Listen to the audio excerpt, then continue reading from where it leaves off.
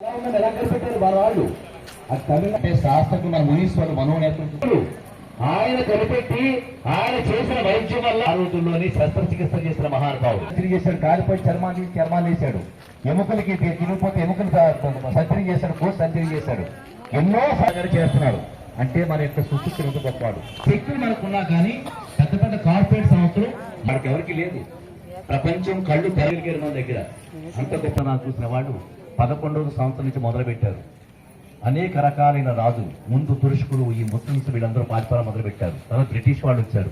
వీళ్ళంతా చేసిన పని ఏంటంటే మన యొక్క సంస్కృతి మన యొక్క గొప్పతనాన్ని నాశనం చేయడం వాళ్ళు పనిగా పెట్టుకున్నారు. ప్రతి విషయంలో కూడా మన సైన్స్ అండ్ టెక్నాలజీ ఉంది. ప్రతి శాస్త్రం కూడా మన దగ్గర నుంచే పుట్టింది. అదంతా దోచుకుని వెళ్ళిపోయారు.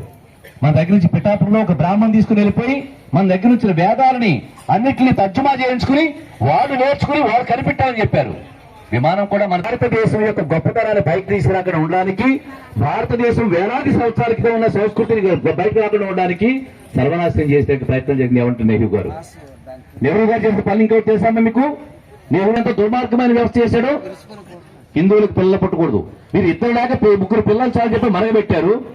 వేరే మతాల వాళ్ళకి మీ ఎంత వెళ్ళిపోతున్నారు జరుగుతుంది. మన భారతీయ సంస్కృతి ఎంత గొప్పదంటే చేసి అమెరికా పంపించారు. ఎప్పటిది ఈ కల్పక విగ్రహం తెలుసుకుందామని చెప్పని కార్బన్ టెస్ట్ అని ఒక టెస్ట్ తయారని తెలిసింది. ఇప్పటి వరకు మానవుడి చరిత్ర 5,000 సంవత్సరాల వరకే తెలుసుకోగలిగారు.